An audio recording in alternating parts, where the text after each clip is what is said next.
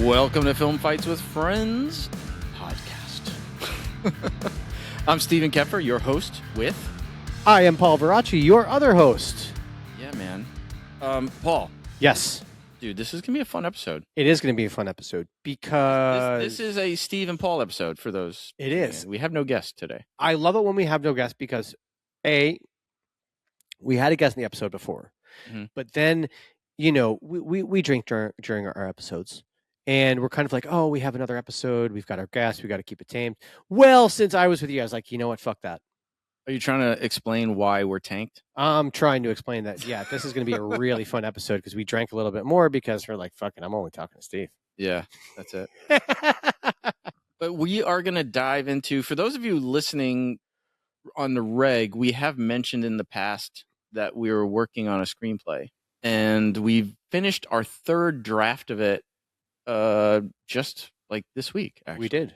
And we're going to dive into a little bit of the process of that we've gone through as kind of learning how to be screenwriters. So basically, you know, we normally will go into an episode and we'll go from script to screen on an action fight. Well, we're going to go from... Before we even get to the script. Right? We're literally going to go from idea to script. Yeah.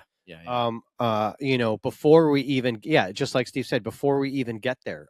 So this is like the first part. Yeah, man. And our entire process of going from an idea to a short to a feature. And where those ideas came from and how we kind of have been crafting it and what that process has been like for us. And the road, the crazy, insane, winding yellow brick road. Yeah. So hopefully this will be informative for some folks out there. But before we get into that, we need to tell you a few things. We have a listener question. So we're doing a little bit of a mailbag episode today. And, you know, we talked a few episodes back about how much engagement we got from the How Not to Get Into Stunts episode with Anthony Hong. Yes. We are still getting engagement on that episode. Is very popular. Wow. Yeah. I mean, it makes sense. Yeah. So we got a question. Okay. A listener question. What do we got? So this is from an aspiring stunt performer, Kevin. We'll name Kevin. Thank you for sending us this question. And thanks for listening. Yeah. Thank you for listening. And just a little backdrop from what I can tell from Kevin's social media and whatnot. He's an aspiring stunt performer. He's a martial artist. He's got some skills that could be, you know, translated into the business, you know, with work. Obviously, like we started as martial artists. Like that alone isn't good enough, but it's a good foundation to start, right? Yeah. So Kevin's coming for that place, and he lives in New Jersey, I believe. Anyway, and Kevin, if you're listening, because we did ask his permission to read this question on the air, I did abridge the question a little bit. Sure. Just because it was two long questions. I kind of combined them into one question. So here it is. I came across your podcast episode, How Not to Get Into Stunts. It was great insight on the industry, and I do apologize in advance for being another one of those people asking. No apologies needed, bro. Nothing. That's the whole point. We want people to ask us. So first of all, don't apologize for asking. That's why we do this podcast. Exactly. You mentioned that getting work in stunts was tough at the moment even with experience. Do you think with all the new production studios being built, there will be more opportunities for background and stunt roles? And that's interesting. He must be thinking about, you know, doing the background route to get into SAG, et cetera, which is the way to go. What are some other ways to get more involved in the industry besides applying for background roles? For example, should I be trying to find workshops or classes about wire, reactions, fighting, etc.? That's his question. Do you mind if I take it first? Jump into it. Which part of the question are you going to? So I'm going to actually go for the second part of the question about workshops. Sure. Because I do believe that we kind of have the same philosophy when it comes to workshops and taking other people's workshops and I think so. And the reasoning behind those. A workshop will not get you work. Going to a workshop, in my opinion, doesn't have anything to do with getting you work when it comes to why you got hired on the day. at least in my opinion. Yeah, It will get your face known. It will make a stunt coordinator know who you are, but you have got to be a diamond in the rough to be noticed at a workshop and then immediately be pulled out for work. I'm just going to be brutally honest. Workshop should be there. Sorry, I wasn't done. Shut up, Steve. Sorry. A workshop should be there for you to grow as a performer, so that when you get hired, you have some additional training and background. But most workshops that you take aren't going to be so. It just doesn't work that way. I don't know how else to explain. Well, I was just going to say, I'll be brutally honest. Like most, like workshops are taught by different, a different category of people. You've got coordinators teaching workshops. You've got other performers teaching workshops. So, and I would just say that most coordinators that are teaching workshops are not doing it because they're not cast. They're not casting.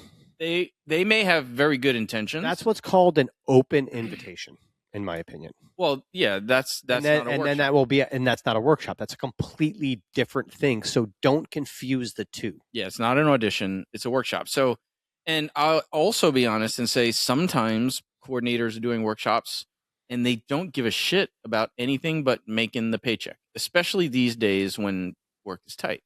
Well, There's you remember been a big upswing in workshops since the lull in work. Well, you remember that there was a certain workshop that was like, oh, blah, blah, blah is doing a workshop. And I was like, I wonder how soon this event is going on. And we looked and we're like 2 months. And I was like, yep, that's why they're doing a workshop. Yeah. But I will also say there are a lot of coordinators who will do workshops because they do actually care about passing knowledge on. But they're not casting. You know what I mean? They are there with good intentions generally to help up and coming performers learn skills that they may need, et cetera, et cetera. But it's not a casting session. So I think you gotta think of the workshops as being a way to become part of the community. This is a very small community. Everybody knows everybody. We talked about it in the episode 2 weeks ago with Garrett, how small the community really is, from LA to New York. He didn't realize how small it was until he moved to LA, and then there was a bunch of people there that he worked with that knew people here. And so going to the workshops is essential for you to just begin to get known in the community. So people know your existence. Yeah, you'll never get eventually work if you're not known. You need to be known. So you're kind of marketing yourself, but more or less you're just sort of, it's like a calling card, right? It's like, hey, I'm interested in this, and you're trying to get to know people. It's like the stunt version of like, hey, can we get a cup of coffee and talk shop or whatever, except it's going to be physical training. So yeah, I think we are on the same page about that. I mean, that's not to say that you could do a workshop with a coordinator and you, like you said, you'll be a diamond in the rough. You're going to be like the most talented person they've ever seen, and you might get some work. Or they're working on a show. You don't move like a total fucking jackass. You learn, you shut up, you listen. Maybe you'll get a double job. Seriously. Maybe. But that's all. And you didn't see that before. I was circling my face for those of you who don't watch. It's all about that sometimes. Sometimes that will get you a job because, boom, that's what they need to double somebody. Yeah. I sometimes the ability to follow direction, listen, be professional, be someone that is not annoying to hang out on a set with for 14 hours. Huge plus. That is all more important than talent sometimes. Hey, I just went in for a job interview. Nothing to do with set. I was a chef. So again, business is slow. I got to pay my bills. I went in for a job for a cooking interview for some day work. And it was kind of a nice feeling to where I had at least 3 or 4 of the people who were going to be above me that were all like, dude, I hope you stay. You have a great vibe.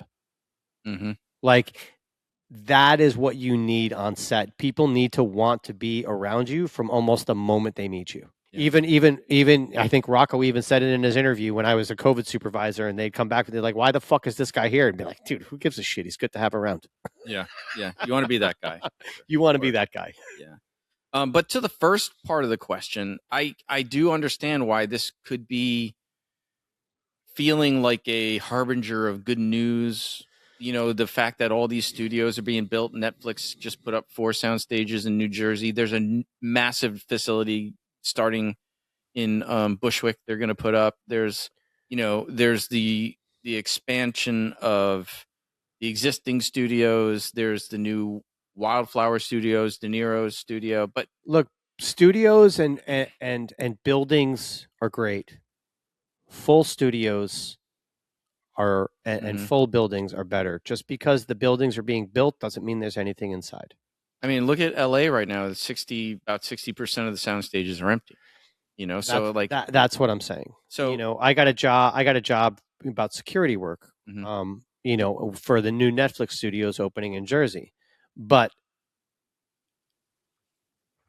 nothing's there, so they don't need the security. So it's like it's you know, it's great that they're building all of these places and they're doing all of these things, and that space is there and it will be there. But are the productions behind putting the money in to rent and get those spaces, are they moving forwards, and are they there? And the ones that are probably already in the studios that are already built. And I would add that, you know, these buildings don't just appear out of nowhere. These projects started 5-10 years ago, and now we're seeing them finally complete and open. Mm-hmm. 10 years ago, we were in the streaming bubble, and it seemed like work was plentiful. It was plentiful, you know, all this kind of stuff. So now, 10 years later, 5-10 years later, we've got the new studios, but work is not plentiful. Mm-hmm. So, And you know they build these studios or whatever, but you gotta understand, when you go into a studio, it is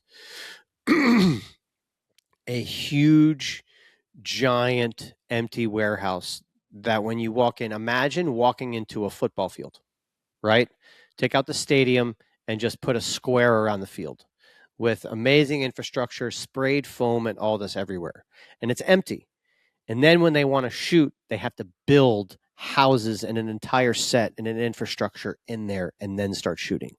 That's time, that's process, that takes, there's pre-production, there's all of those things. So again, just because you have the shell doesn't mean there's going to be work inside of it. listen, we all hope that all the other things going on, like tax incentives and this and that, and all the things that are trying to entice people to stay in this country and stay in particular, you know, states, to film in certain states like New Jersey. Look, there's a lot of stuff going on in New Jersey. There's a ton of stuff coming up in New York, but it's not the volume of what was before. I mean, look at that. Back in 2016, 2017, Marvel, Netflix was shooting out of Broadway stages. I lived around the block. I got a job working security. That's how I got started in the business, was working for these guys.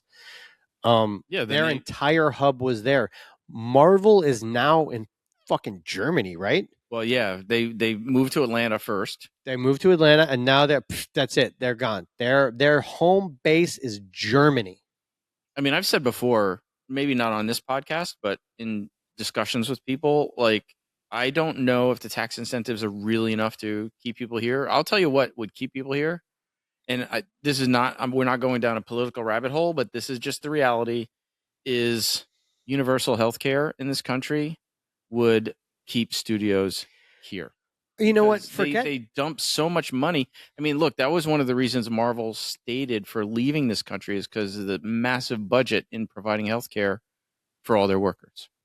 That, but also think about this. You want to film a movie here, right? It's not as easy to have, let's just say, it's, put it this way, it's very hard for us to go work overseas visa-wise. Sure. It's always been that way. It's never really changed. It's always, they have to really want you to get you out of here to go over there. But for other actors to come here, it's been quite a very easy process. You basically, you have a passport and you're good. Less so now, but yeah. But no, what I'm saying is that now, it's not as simple as that. So even casting someone from overseas to bring them over here is something that is going to make them question shooting here, because they're going to be like, you can't just get the visa and have them come into the country because of all the bullshit That's all the stuff that's going on right now. That's going on right now with trying to get a visa to come into this country for work and stay, not just to come and travel. But I'm saying for those things, it's not easy anymore. So a lot of people are like, why even attempt the headache when there's a solution that we don't even have to fucking bother with it? Yeah, look, you can agree or disagree with the position of other governments and how they feel about what's going on in this country. You can agree or disagree with, you can have your views on what's going on in this country, but the reality is that other countries are advising their citizens not to come here. Mm-hmm. So that's just the reality. Whether you think it's a good idea, bad idea, whether you buy into why or not, that's just the reality, right? So, and I think it's going to reflect both directions, us filming over there, them coming over here. And I know, who knows, maybe it will have an effect of a little bit of stimulation of domestic filmmaking, like keeping people here, maybe not for the most altruistic reasons, but just so they don't have to deal with the crossing of the border issues. Right. Who knows? And look, maybe that leads to a more standard process of thinking more locally and more within this country on people that you're going to use. And look, I get it, but do you have any idea the fucking time and effort it would take for that to actually be the end result of the goal of people's final thought processes? Like if the reason is to boost everything here. Yeah. Do you know what I mean? I'm like, where the intention. That's not the intention. Give me a fucking break. Yeah. But anyway, long way of saying we just don't know. We just don't know the answer to your question regarding increase in work with all the new sound stages going up. I certainly hope so, because I live like 3 blocks from the Wildflower Studios, and I would love to work in there. I would love to just walk over. But look, some of the best, brightest, and oldest are leaving the industry and doing other things because the work's just not there. So I think that you have to do. True answer is do your own research and be realistic about it, and just understand that getting into Hollywood is not a fantasy. It is a brutal reality that you have got to push through. It's even more brutal now than ever. Yep. Because unless you are a diamond in the rough. Well, let's also be real. Honestly, Hollywood has what they need. You and I, Paul, I got into the union. It'll be 10 years ago this year. And I got in about 2 after you. Yeah. And we got in during the beginning of the streaming bubble. We got in at a time when the demand was high and the supply was low. Now it's the opposite. Now the demand is low and the supply is high, right? So it's a tough time. And there are other ways around the studios, and AI is making what we do not obsolete. There's no fucking way. Never going to happen. No, go back and listen 2 episodes ago. But they're trying to make it seem like it can. And the more we push for us and all of the things being around, and like that, the real people doing things, the better off we're going to be. I agree. You know what? Here's the solution. Or maybe I don't know if solution is the right word, but here's a idea that I think that the difficulty, the people are getting tired of the big superhero movies and the big budget stuff and the studio bullshit and the politics, like what we see right now with Warner Brothers and Paramount and Netflix. And, that there's going to be bodies left in the wake of that, whether it's job bodies or production, production less in productions, people getting laid off, whatever. I think it's going to inspire a more vibrant indie film community. And because in the end, people want stories to be told and they want to make movies. They want to make art. I mean, look at our last episode with Garrett. Yeah. It's a perfect example. Well, but we also live in an episode of where people want to shit on something. You know, like I can sit there and I could find a fucked up version of in my head of what the real version of Cinderella means, and when she takes the slipper and the fucking I could be an asshole about that and just come up with something esoteric bullshit, fucking whatever. But it, in all honesty, you're trying to be that person. You're talking about the cinephiles that used to work in Kim's Video. Yes. It's like, First of all, I just want to rent. you I just want to guys. rent a movie. You know, Yeah. Like I love films, but I am not that. I'm a nerd. I'm not a Mhm. cinephile. Yeah. You know? Which I will say that you're a cinephile, yes, but you're not like you have your moments. I'm definitely an opinionated For sure. asshole sometimes. Yeah. You can be a cinephile on some things and then not on others. But if you're talking about like a cinephile as in like having a PhD in film and knowing all of the things about all of the things, who for those who don't know, Kim's Video used to organize their rentals by director, not by title. So you would go in looking for a movie. If you didn't know who the fucking director was, you would not find your movie. Mhm. That's what I'm talking about. Like, and people will say to me, like, how do you remember all the stuff? They think that I'm a cinephile, or they think I know more than I do when they listen to this show. I'm like, this is how I know. Oh, notes. Well, sometimes when we're talking, it actually goes. Well, we're talking about you and I writing this episode, so this kind of goes into the way of how our fucking brains work. Yeah. Right. And our brains work completely differently. My brain is insanely visual, and I think sometimes it drives fucking Steve nuts. No, but mine is. Well, let's not go there just yet. Let's wait till we talk about our writing. Okay. Word. But it is true. We think very differently. Mm-hmm. You know, like my brain is absolutely very visual, but I have. But my brain is picture visual. Mine too. I went to art school. That's all I did for most of my life was visuals. Word. But the way things are organized in my brain are different than yours. Right. No, but I feel like that's what I mean. Like I feel like we see the same, but the way I feel like you have communicating of it is different. Right. I feel like you see this. You see a list. And then from your list, you make your pictures. Well, I see. No. I see the pictures and then I make my list and then I refine the pictures. Right. I just see pictures and I rearrange my pictures. Yes. All right, but we'll get into our writing process in a minute because, like everybody, we had to learn our process. Oh, for sure. But so thank you, Kevin, for the question. That led to a nice little discussion. I would say. Fucking A. Yeah, man. That was a good question. Yeah, totally. It was really good. So please, people, keep sending us questions. We love to read your questions. Just to remind you guys, we are doing a food drive. There's a link in our show notes to our Feeding America food drive if you want to kick in some bucks and do something charitable. We teamed up with the Fighting Matters podcast, and we are doing a food drive through Feeding America. So check it out. The links are in the show notes. Like $1 leads because it's all in like bulk. Like $1 leads to like 10 meals. It's crazy. So you could do like an easy peasy $10 donation, and that will go a long way in the food kitchens. Technically, that's 100 meals.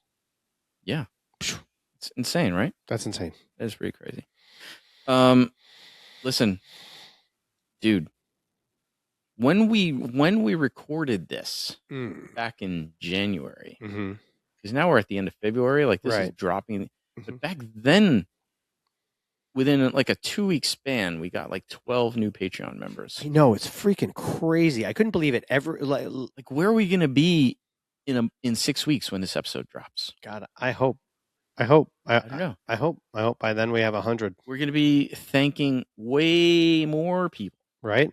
Yeah, totally. We're gonna start having real raffles for our cool shit. I know. But thank you to all of you who support us on Patreon. There's a lot of cool perks. Even our non-Patreon members, we thank you as well. Just the non-financially supporting ones? Yeah, we thank everybody that takes the time to listen to our show. Dude, if you listen to our show and you just share it with somebody, we appreciate it. You're gold. You're gold. Seriously. It's amazing.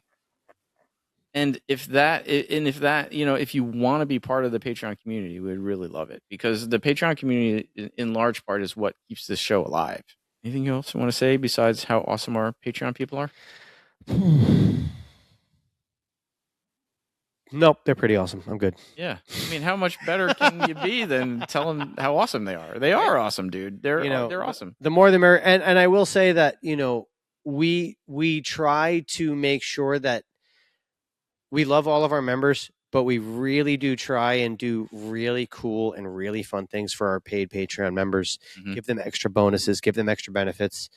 Look, even if it's questionable, try it out. It might make the show a little more fun and a little more engaging in exactly what you're looking for. If you become a Patreon member and then you decide to pledge some money, the first week is free. Yes. It's a free trial week on that level. So right away, we're sending you some swag. Well, not until the money comes in the bank, dude. Well, of course. Yeah. No, that's what I mean. Once you become a paid Patreon member. Yeah, but what I'm saying is for that week that you're trying it out, you get to see all the member-only content and all that kind of stuff. Oh, yeah. You can opt out. Yeah, totally. Listen, if you don't like it, don't pay for it if you don't like it. But I wouldn't. But I don't think you're going to not like it. I think you're going to like it. We got some really cool member-only stuff. So anyway, consider it. Our Patreon link is in the show notes. Please check us out. And if you're so motivated, support the show. Mm-hmm. Be part of the community. And hopefully we meet you in person at one of our live events. And if things are more interesting, and you really, really want to pursue any fucking type of career in this community. Or this kind of goes back to Kevin's question. Yeah. About knowing what's going on. One of our sponsors, Stunt Contact, is literally, that's what they do. Yeah. They inform everyone and anyone who wants to know what's going on in this business and in this industry about what is going on in this business and in this industry. Yeah, it's a great breakdown service. And if you decide to subscribe, which we think you should, because we do, you get a discount if you use our discount code. Yeah. And that discount code is FFWFPOD. Right? Yeah, I feel like you just did your vision test at the DMV. And I kind of sort of failed. No, you got it right. FFWFPOD. That's Fights with Friends pod. Have you ever had to go to your eye doctor and actually be honest with them and been like, look, I can read it, but I think it's just because I know what the letters look like blurry, but that shit is not clear to me.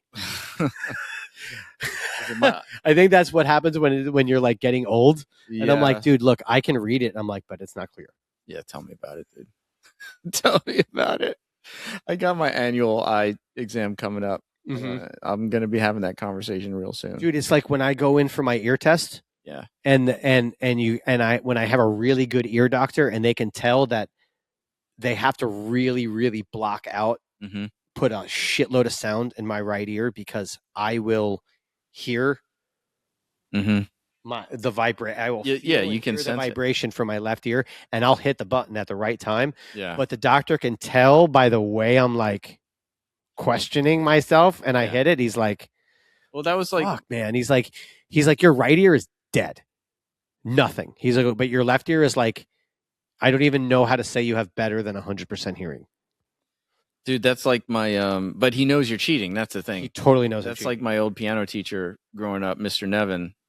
I was so good at playing by ear that I would try to cheat.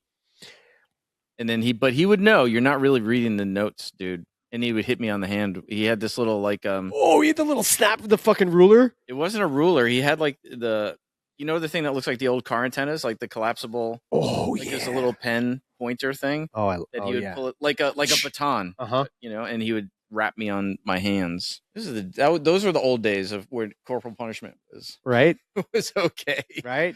It would smack me, or if I sagged my wrists when I was playing. When they're like, you're not left-handed, put the fucking pen in your right hand. Yeah, man.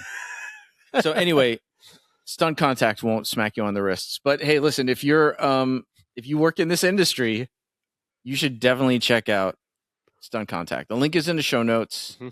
I don't think you'll regret it.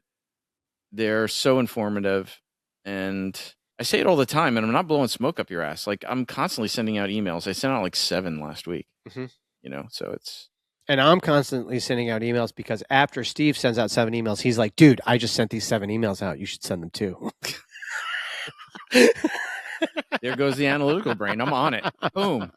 But anyway, yeah. So, hey, listen, if you want to follow us, like us, subscribe, review, comment, all that stuff, we would appreciate it.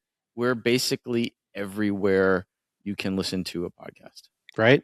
And on YouTube if you want to watch it, and on our Patreon if you want to watch it. Patreon, it goes, if you're a Patreon supporting member, you'll get it 5 days early. Mhm. But it does go open to the public the same day as it goes on YouTube on Patreon. So you can watch it there too. So it's good shit, man. Word. Dude.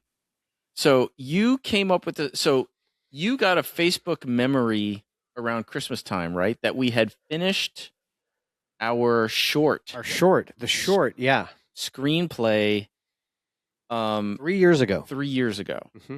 Do you remember how long it took us to write that? So I would say that basically, like 6 months. I would say that it probably took us 6 months. So 6 months prior to that, we had, let's just say, committed to writing every Tuesday.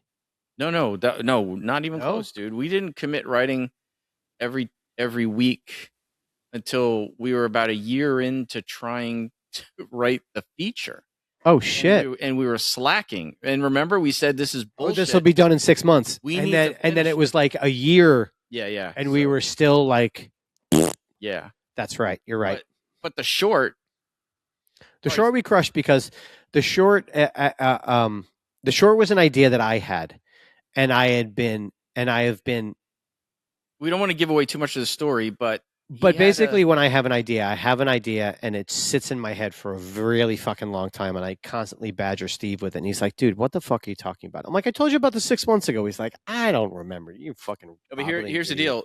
So we're getting into like our brain differently, right? So like you'll get idea after idea after idea. Mm-hmm. I get one idea, and I have to like, and it's not just an idea, but it's like when I start a project. Right. I have to finish that project before I can start really thinking about another project. Like my brain goes entirely into that. Right. How will we make this happen? Blah, blah, blah. Like that's why I think I make such a good producer. Mm-hmm. I'll think about 30 different projects and never start any of them. So like even before we wrote this short, right? Paul would give me an idea, and then we'd get another idea. And I was like, Paul, you got to buy a journal. Which I did. Start writing these ideas down because I can't remember them. I can't focus on them. By the way, just so you know, I have a journal and I have tabs on all my ideas. My journal started with 3 tabs on the top. My journal now goes with all my idea tabs, a spiral all the way around my fucking notebook. I believe it. I believe it 100% because you come up with amazing ideas. My brain doesn't stop, dude. But so that's the way the brain works. I'm very organizational in nature. Mm-hmm. I'm a visual thinker. That's why I failed my way through high school because I was not like that kind of person. But it was like, but once I'm on something, I have to be all in on that one thing.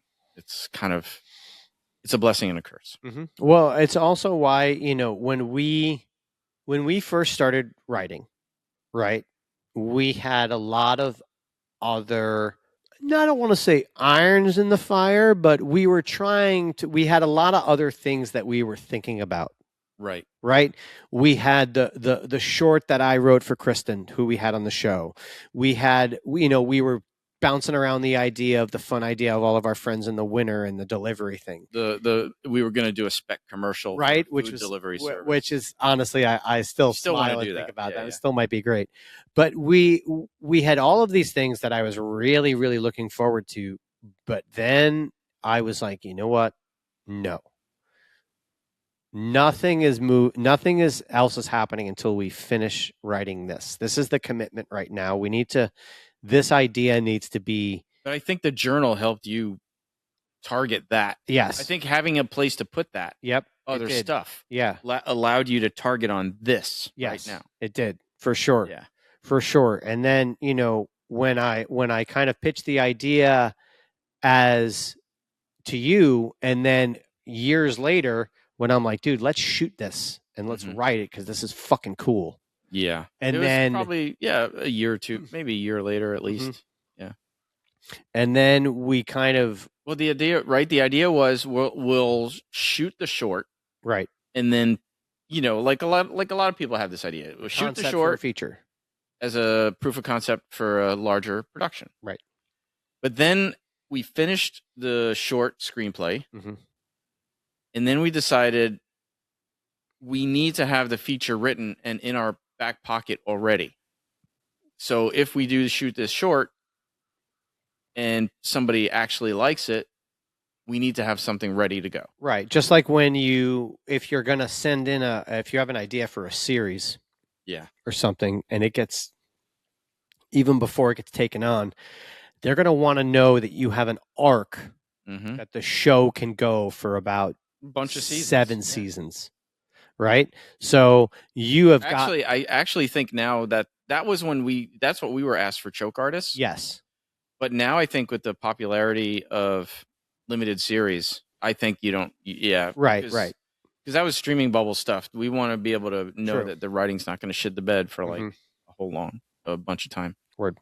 But that makes sense. But anyway, yeah. So we decided then, right? We got to write a feature version of this to be ready to go in case we win the lotto and somebody actually likes this thing. Right. You know what I mean? So we started doing that.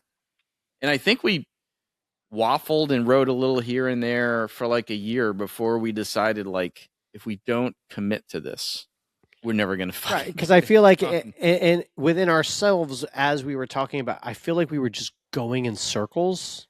Well, plus, if any of you are ever a fly on the wall for me and Paul writing, we go down so many fucking rabbit holes. Yeah. And that could lead into entirely new areas that legit have nothing to do with this fucking movie that we're trying to write now. Like, this would be cool. And then that, and this, and that. And then before you know it, we wasted a couple hours and didn't write anything new. Right. You try and write a movie like a fucking cinephile. I can't tell you where there's all these fucking layers behind the screen because the guy fucking did this when he was fucking 10 and you know that because you wrote it, but the audience has no fucking clue what's going on. I have no idea what director influenced this screenplay. But so we said, what was it? It was after New Year's one year. It was we're going to meet weekly and write every week. Every Tuesday, 3:30. Yep. And we're going to write. And sometimes we've done more sessions in a week than just Tuesday, but we definitely committed to Tuesdays, and we were ironclad about that. Yep. And I looked at it as a work day to where, like, even when it came to work, I'm like, nah, I'm busy Tuesdays. A scene a session. That was it. We're gonna one scene a session. One scene a session. Yeah. And we thought we'd be done in 6 months. Yeah. We did. I remember we were like, we'll be done in 6 months. No, it took another. Well, we just finished draft 3. The draft 2 of the screenplay we sent to our peers to give us notes. We finished that. That was more recent. That was way more. I mean, draft 4 months ago. Yeah, I would say draft 2 to 3 was more adjustments, except for the entire third act, which we basically rewrote. I mean, we basically rewrote our entire third act based on notes we got from other people. Yeah. I mean, I remember and took out an entire faction of people. So I will say, hands down, like in the past, I've started books and never finished them. I've started screenplays and never finished them. I've written a lot, as you know, throughout my career, but it's always been short form. So like getting past like that kind of length has always been a struggle for me. And without having you in the room, never would have happened. I agree. I absolutely agree. I don't think that this would have been any more than an idea short and a and a tab in my fucking book. If I wasn't like, hey, the next thing I want to do is this kind of all the ideas I've been throwing at you, this is the kind of one that seems like interesting of the concept. And then what I think was amazing, like once we agreed to, the idea that you had, I mean, I don't want to spoil it too much, but it does involve like hitmen, it's an action movie, involves hitmen and mob underworld stuff, right? Right. And the way my brain thinks is like basically it was two hitmen and things were going on, but there was a lot of really cool editing. I'm a huge fan. You hear me say it in the show. I love the fucking Kaiser Soze moment. I mean, I came up at a time when The Usual Suspects came out and that fucking happened. Man, I get chills just thinking about it. Like, Yeah. so I love to use that term, that Kaiser Soze moment, and there was like the whole aspect of me thinking about this was to just trying to have that reveal for before the third act happened. Like I know the Kaiser Soze was the final final moment of the film, but I kind of wanted to have of where the third act was a little bit holy shit, because what you saw and what was being edited was. Well, I think we have a lot of holy shit moments. Yeah. But I will say that having taken, let's just say for argument's sake, 4 years to do this, 3.5 years to do this. One of the really awesome things is that we didn't force it. No. We let the world evolve. Yes. That we were creating evolve. And we really, really know the characters because we've spent so much time with them now. Well, and also let's just say, when you write with yourself, you don't have anybody to challenge. Yeah, we have checks and balances. What you're saying, and in your brain it might be great, but that challenge and that check and that balance will really kind of even maybe help that crazy idea focus and turn around into something really great. Yeah. Well, I think what's really great about us is not that challenging each other, not that we don't get pissed off. I know you've been pissed off. No, we totally get frustrated with each other. Like, but we know each other well enough and long enough that I could say to you, like, dude, that just makes no fucking sense to me. Right. And you can say the same to me, like, that's totally bullshit. Like, he would never do that, or like whatever. Or not even that. But what's great about it is that when you're like, I understand how much you like this, but what you're fucking saying, I don't get it. Yeah. There's something that you're trying to convey that you know in your head that I don't understand. Or the flip side is I get it, but it I need work. No. Not even whether it works or not. Sometimes even stuff that you've come up with that it totally works. But I have to figure out a way to explain it back to you to have you understand that I get it. Right. You know what I mean? Like sometimes, because so for those listening and watching, like I do the typing usually. I'm like kind of the transcriptionist. You always do. Usually, I'm the typing. Steve fucking types. I'm dyslexic and. Oh, you almost got a bottle. You almost got a free bottle shot. Oh yeah. I am dyslexic. So we'll be talking, and I'll be writing, and then we'll read back. We do a lot of reading back to each other, reading the pages, blah, blah. But sometimes I'm trying to get the idea that you explained. Sometimes I'm a little erratic with my ideas in a descriptive way on the page. So then we can go back and dissect it and pick it apart and rewrite it and whatever. So sometimes you think I haven't gotten it, but I have gotten it, but it's going through that translation mode in my brain to how do I write it? Right. To make sure that you know that I got it. And a lot of times you'd be like, that's totally what I fucking mean. And sometimes it'll be like, I don't, that's not what I mean, but right. I think after all these years, we have now a system that works. And one of the other things that I've also realized as through the course of us writing, and I almost didn't realize this until we were writing the second draft and really into our third act, that you see what we're writing. You see this. Well, look, let's show you'll people. You'll see this.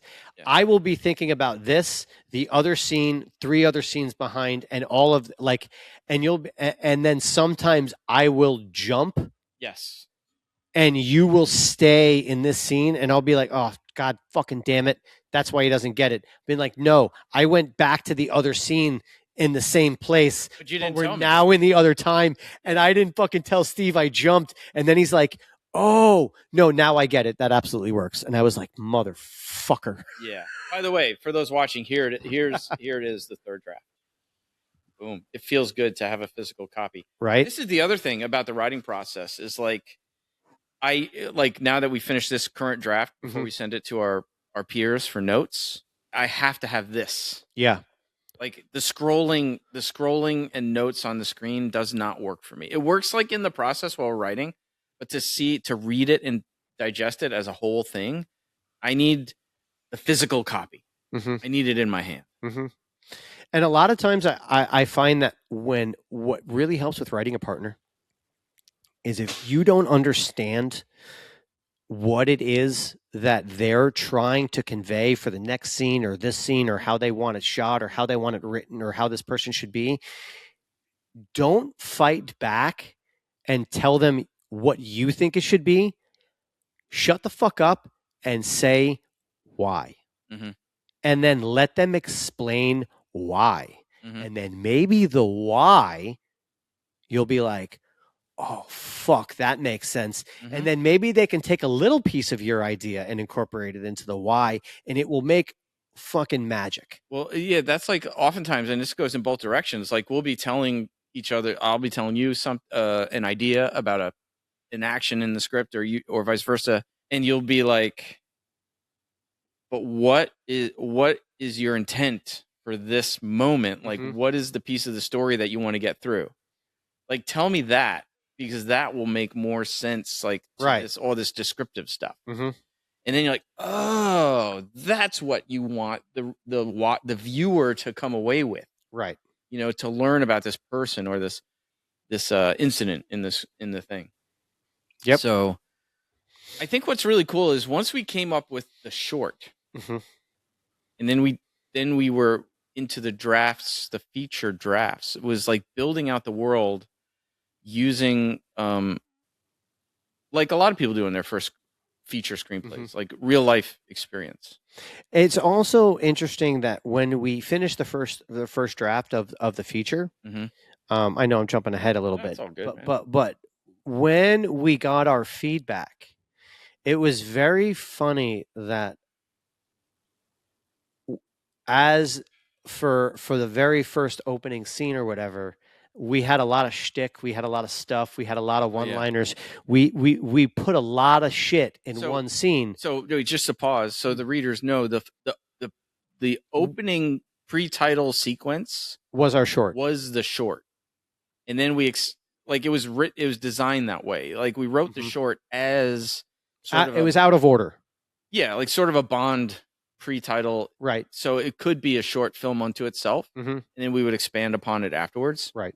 And yeah, so one of the best notes we got from Gavin was that that scene is written completely different than everything else, right?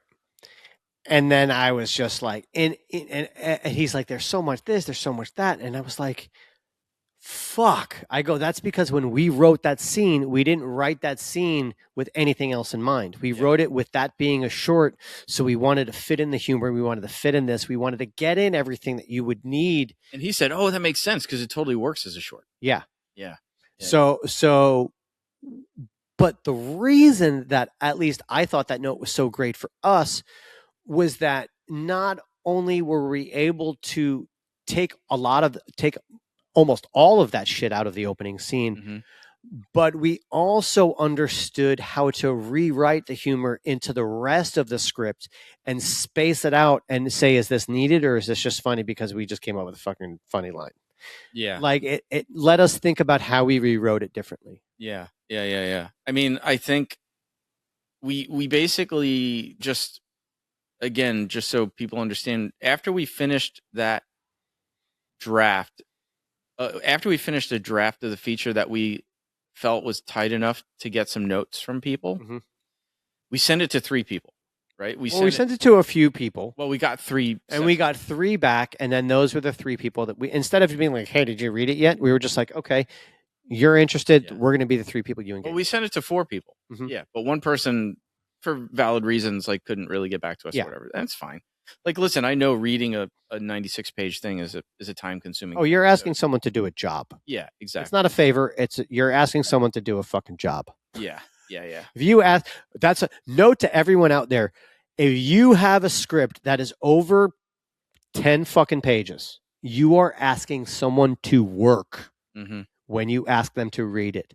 So understand that it's like asking someone to loan you money. Yeah. It's a big ask. It's a big ask. But I'd also backtrack and say, like, neither of us went to school for this shit or whatever. Like, any writing I've done in my life has all been like nonfiction, like research based, and like any writing I've done in my life, Steve has done for me.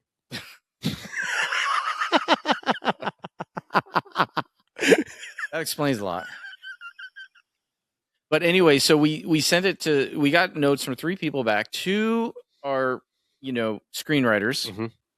One was a technical advisor, my friend Mark, who we're going to give him a shout out because there's a section of our book. Oh, it's under here. There's a section of our screenplay that takes place in the Gulf War. And this is my buddy Mark, who is special operations commander, special forces guy, that he actually organized the Kurdish resistance in the Iraq War.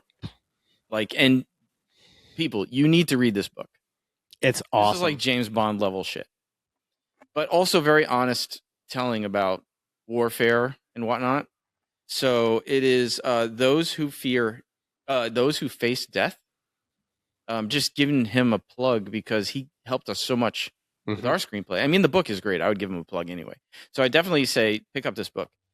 But there's a section of our screenplay that's loosely based on another guy, Rob Gardner, that I met when I was teaching down at Fort Campbell and up at West Point, who was during the Gulf War one of the ODA, the Special Forces groups that was kind of secretly behind outside of Kuwait in Iraq, right? And so we loosely based a story of our characters' backstory on being on one of those teams. We sent it to Mark for notes, and he gave us amazing notes. Yeah, technical notes on just stuff that you might think, like types of weapons, language that the SF guys would use, to make it more authentic. Yeah, but also of the notes that we got, just while we're on Mark, he totally got the story. He loved the story. Yes, that was the best thing. Like, it was a non-entertainment person saying, "Dude, I really dig the story." Right, and that's where I was going to go. Was that we handed this never writing anything before. So we not of this magnitude. Not of this magnitude. We've never wrote a feature film. You know what I mean? Like, we've done some shorts. We've done some shorts, but this was, we've written a scene. We've written a fucking movie. I got the honorable mention at the Big Apple Film Festival for my Hogger screenplay. So it was really cool that the first thing that anybody said was, you guys write a scene really well. So to know that we're able to get across what we're trying to get across, to me felt really, really good. Yeah. And even though that it may not have been necessary, we still got it across. Well, that was the part B of the note. Right. From both of the screenwriter friends of ours. One, you guys write really well. But 2, about 25% of these scenes have nothing to do with your story. They're just cool scenes. They're just cool scenes. And you wrote them well, but it doesn't further the story. And you should consider losing them. Yeah. And nobody ever said get rid of them. Nope. They just said consider rethinking this. Like the interview that I forgot who it was. This one director, maybe it was I think it was Guillermo del Toro, and he was talking about Frankenstein. And he was like, I didn't have a screening of it. He's like, I just let a few people watch it. And like the list of the 7 people that he was like, Spielberg fucking, and I'm like, Jesus fucking Christ. Like, and he goes, listen, he goes, these are the guys that I let screen it. And he goes, when they give me notes, he goes, I don't think about it. I do what they fucking say. He goes, because it's not about my personal feelings on the scene in that moment. And I think that we really when it came to notes that Mhm. other people were giving us, Yeah. the first thing that was said and that we always try to do is make sure that we're not writing a movie that we understand and other people don't because we're the ones writing it. There's Mhm. nothing fucking worse than that. I mean, I was just listening to. I think I hit you up afterwards. I just listened to an interview with Ryan Johnson Mhm. on the Austin Film Festival podcast. They put up a podcast. Definitely worth following, folks. The Austin Film Festival puts up a podcast. It's really just their interviews, live interviews from the festival. But it was with Ryan Johnson, and he was talking about writing Looper. And he literally said the same thing that I just said, that, that he would go down these rabbit holes and write all these scenes that people loved that had nothing to do with the story. Mhm. Didn't help the story at all. So when we came back to, before we go to the current draft, what was really interesting, just from a notes experience perspective, Mhm. was how different Josh, who some of you might know, Josh has been on the show, Yes. and Gavin, who we have mentioned on the show because he gave us he used to own the John Wayne Colt that we had on the table. That we had on the table. Yeah. Yes. During the Blacklight and Ice episode. But anyway, their approach to giving notes were so different. Mhm. So Josh, I really appreciated both perspectives, right? Josh came in and he was like, I'm just going to focus on the story, not how you wrote the story. And these X, Y, and Z doesn't fit into this arc that I see you guys trying to build. Mhm. They're great unto themselves, but they don't really fit this puzzle. And you need to crystallize the arc more. And then we would say, but didn't you, like, for example, we would say, but didn't you see the father and son themes that we were trying to build? And they were like, both of them were like, nope, didn't get that. Yeah. We're like, oh shit. Okay. So we failed there. That's Okay. a failure. Right? Huge Right? failure. Yeah. Huge failure. Because that was a big fucking part of it. Like, in our heads, we understood the father and son dynamic that Right. we wanted, and we were living it for so long, but we didn't get it on the paper. Nope. And then so And I'll be honest with you, it was one of the quickest things for us to abandon. Yeah. And it made so much sense. Yeah. We were like, well, maybe we don't really need this. Yeah. Maybe the arc's different. And remember when we asked Josh? I mean, I know we talk lip service to the story. Mhm. But remember in the prior draft, we had this, for those listening, we had this whole thing with the Irish mob and this big shootout at an Irish bar and blah, blah, blah. And we wanted to finish with this big crescendo of like a fucking fight scene and blah, blah, blah. And Paul and I, like, honestly, throughout the whole writing of 3.5 years, we didn't have any writer's block. We were just flowing. Then we get to this scene and we're like, I don't fucking know what to do. Like, I don't see an end shootout. I don't know how to do it. I just don't see it happening. And then just weirdly, a knock on the door, right? That was the day Josh fucking randomly came by. Yes. Like, he had no idea. He just randomly, like, we were stuck on his lunch break. And then our writer friend randomly fucking stopped by one day. And never, I'm talking, we've been writing for 3 years. He's never stopped by. And it was so simple. Like, we were like, dude, we're totally stuck here. He goes, well, just maybe you don't need it. It's like, it was that simple. He's like, maybe you just don't need it. Mm-hmm. And then we went back and looked at it and we're like, right, we don't need it. We already had it. We're just trying to put in action for the sake of action. Mm-hmm. We already had an ending. We didn't need it. And that shit was cut out. Right. Yeah. But Gavin, right? So Gavin's approach. So Josh was very much in this world of like, what's the story that I want to hear? Yeah. And where does the story that I want to hear go? Yes. And Gavin didn't ignore story, but the way Gavin did it, it was like, he's like, okay.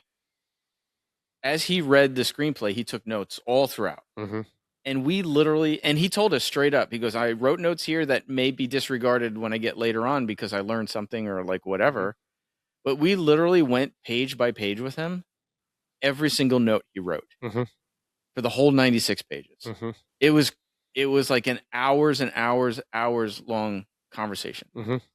That's why I said, when you ask someone to read your script, Yeah. You're asking them to work. You're not doing them a favor. And dude, They're doing you a huge favor. fucking favor. And listen, to those of you out there who are maybe new writers like us or whatever, you will feel beat up. We felt beat up. Like not like in an abusive way, but it was definitely like that basically that the story points that they got that they wanted to see move forwards were not our main goal of what to get across. And they both approached it in such different ways, and they both in the end said the same thing. Mm-hmm. And you have to be, again, objective enough on your own fucking work to listen to that advice. I mean, these are guys that sold screenplays multiple times. Like like, hey, look, maybe you can be the guy that's been like, they don't understand me. But chances are no one's going to fucking understand you because no one speaks your fucking brain language. Yeah. So be quiet, shut up, listen, and then try to learn to speak a language that everybody understands. Mm-hmm. Yeah.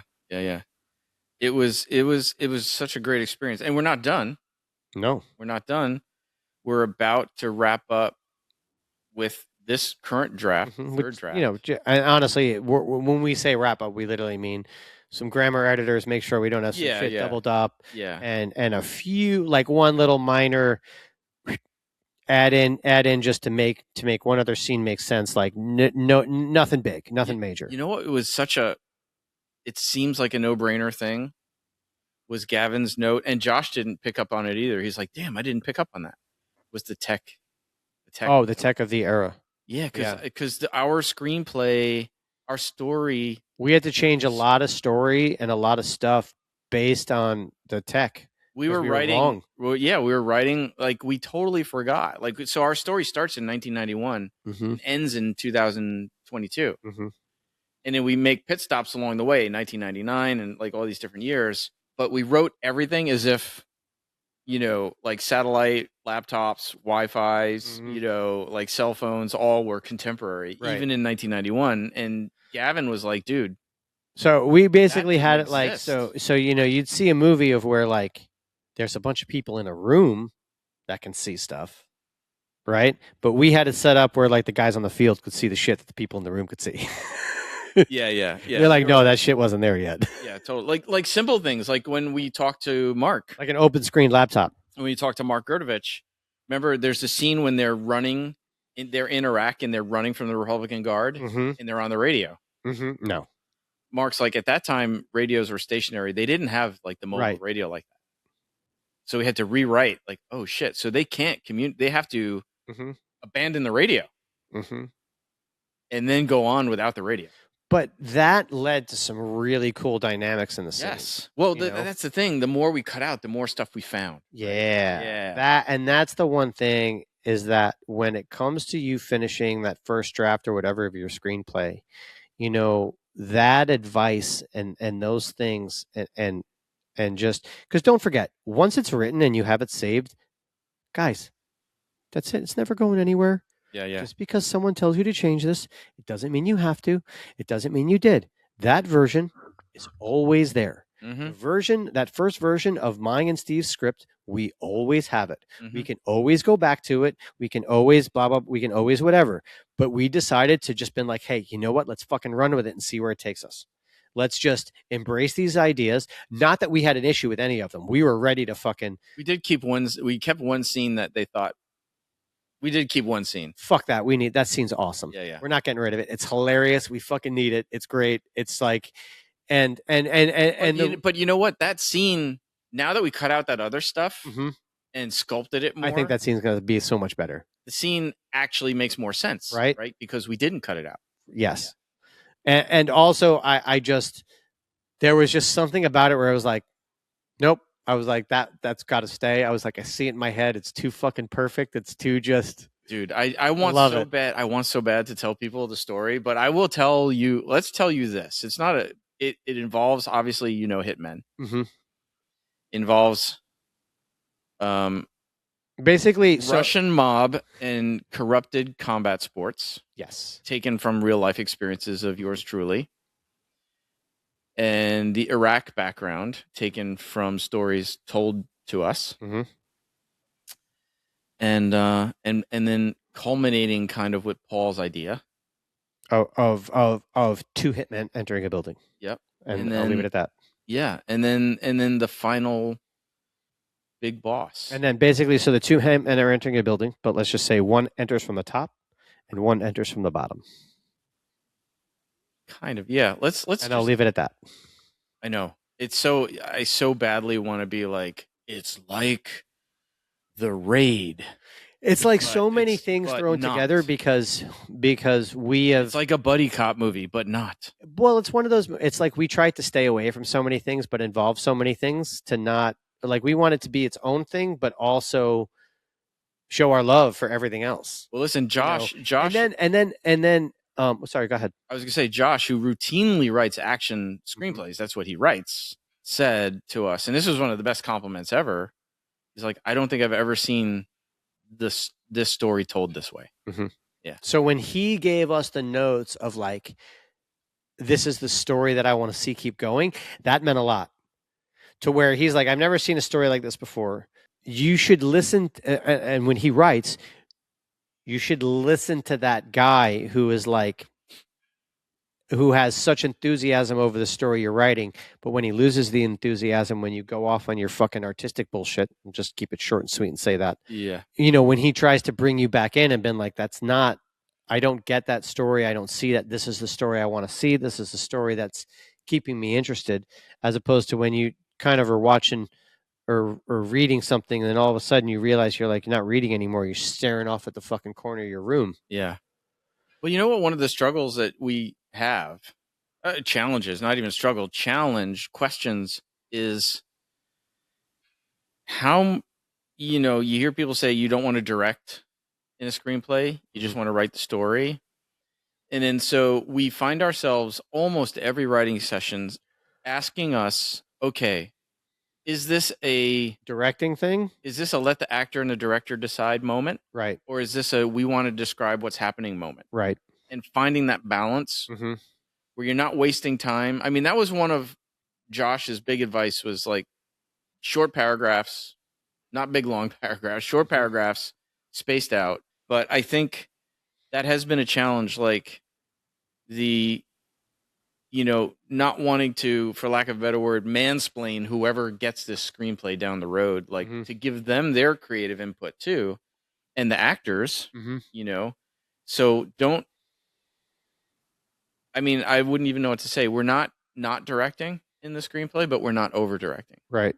And look, the notes that we got on our second draft of our second, so we had a first draft that was the short, and then our second draft was the feature. Yeah.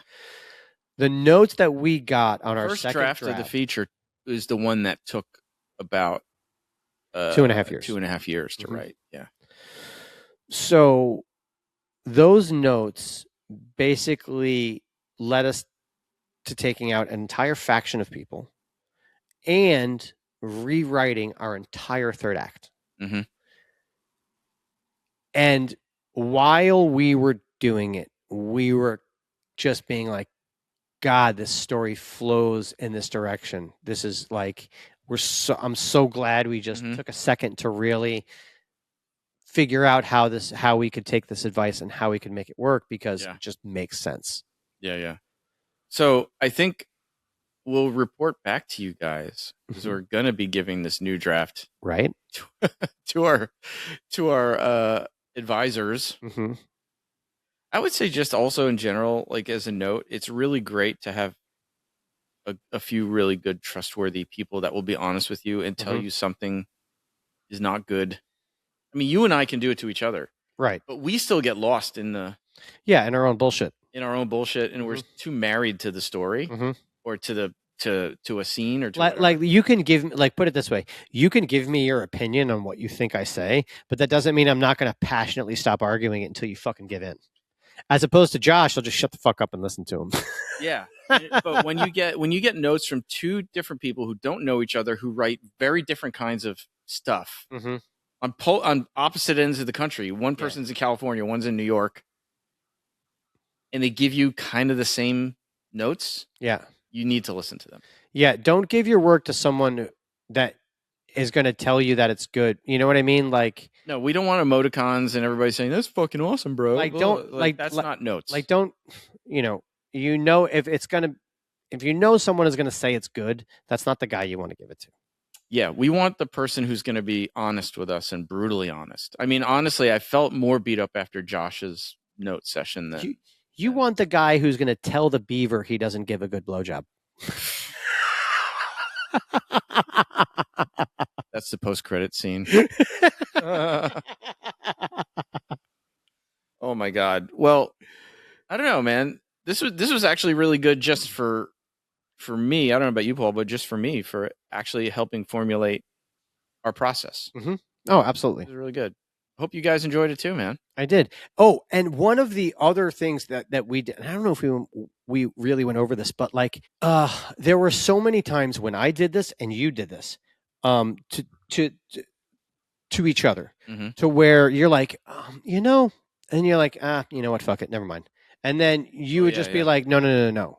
Say it. Say that fucking thing you just said, because every other time it's happened. Yeah. You know what I mean? Maybe we disregard it, but sometimes it's a good place to go. Yeah. And it happened to us a lot. Like, I think that's a great part of our relationship is that we do that to each other. Like, you're right. Both of us will have an idea and then not say it and just say, no, forget it. Just move on. And both of us will say, no, say it. Mm-hmm. Because sometimes that idea is fucking brilliant. Yep. Sometimes it total sucks, but definitely say it. Just, and it doesn't, if you're writing with someone and you're like, oh, dude, just stop fucking writing with them. Like, to a point of where you're like, I don't care what you have to fucking say. Paul and I will go through. Stop. I've never had that with Steve. I've been moments of where I'm just like, we'll write for 4 hours and then the students are starting to show up for class. Mm-hmm. And it's like, we're still deep in it. Mm-hmm. We're so deep in it. And we're like, dude. When our students come in, we're like, I love you, but shut the fuck up and change quietly. Brandon, we love you, but Brandon always gets here super early, and we hear the door knock, and we're like, that's fucking Brandon. Right? And then he'd be still got 30 minutes and to we write. Start talking, and he would like say his opinion, and we're like, shut up, I don't want to hear your opinion. Well, because they'll come in here and they'll hear me reading it to you. Yeah. So they're kind of getting bits and pieces. Mm-hmm. But so we started, right? So we used to write from 3:30 to 5:30, and now we've pushed it back to like 2 o'clock to 5:30. Mm-hmm. Now with like Sundays and other days, we'll get together on Zoom and do it. Yep. But I definitely prefer the in-person process better than absolutely the on Zoom process for sure. But on those days now we're pushing 3.5, 4 hours, we're still not really done. Like we say this all the time. If we have one more scene to write, and then we go back a half a scene, and we're taking 3.5 of those 4 hours, going back to that last scene, making sure it flows seamlessly with everything else. And that there's continuity and all this. Yeah, for sure. We say almost after every session, like, man, if we didn't have real life and day jobs and things to do, and we could just go away to like a writer's retreat for a couple weeks. Oh, that'd be great. We'd bang this shit out. Right. But there is a value though to the time, like to the time it took. Honestly, there's a value. We're so aware of the story. There's every single aspect of the story. I don't really feel like there are holes. No. I mean, maybe there are. We'll see when the notes come back. But the one thing was that they didn't see holes. They saw too much. Mm-hmm. You know what I mean? Right. So I'm very curious to get the new shit. So good shit, man. I'm excited, and who knows? We'll see. Maybe they'll be like, I want to send this to my manager. Dude, listen, we've said this before too. People are like, well, what do you want to do with it? I'm like, if we sell it, fucking great. Right. I would like to just have people know that we can write a good screenplay. That we're good writers. If it goes beyond that, right, fucking even better. But if it never goes anywhere, this has been such an amazing learning experience. Because we read tons of screenplays, right? When we get jobs, we're reading scripts all the time.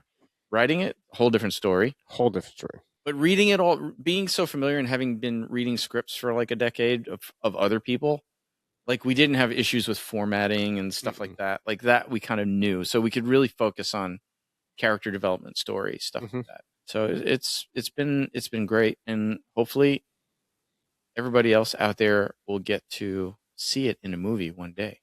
And when we do, if we get on that road, we want you guys to help push it forward. Right. But, you know, hopefully that time will come. But this is fun, and I'm already starting to think about what we're going to do next. I know. We're fucking terrible. You're already 2 movies from this one. I'm like, Paul, I need to finish this one. Mike. In my head, we've already finished. Yeah. Yeah, totally. I know. Well, but this one we're close. We're close. We're close. We're close. All right. Thanks so much to listening, everybody. This was great. And the next time we see you, it would be our... No. We got 2 more episodes this season. Two more. 2 more episodes Almost. this season, and then we'll have maybe a short break of 1 episode cycle. Maybe not. We'll see. Well, you guys won't notice it. We'll notice it. We'll notice it more than you will. But thanks for tuning in. And we'll see you next time, guys. Later. Bye-bye. Film Fights with Friends is produced by Stephen Koepfer, Paul Varacchi, Press Record Studios, and Breakfall Studios. This episode was engineered by Richard Butler. This show is powered by our supporters at Patreon and is a registered trademark of Film Fights with Friends, LLC. Original theme by Ahrue Luster.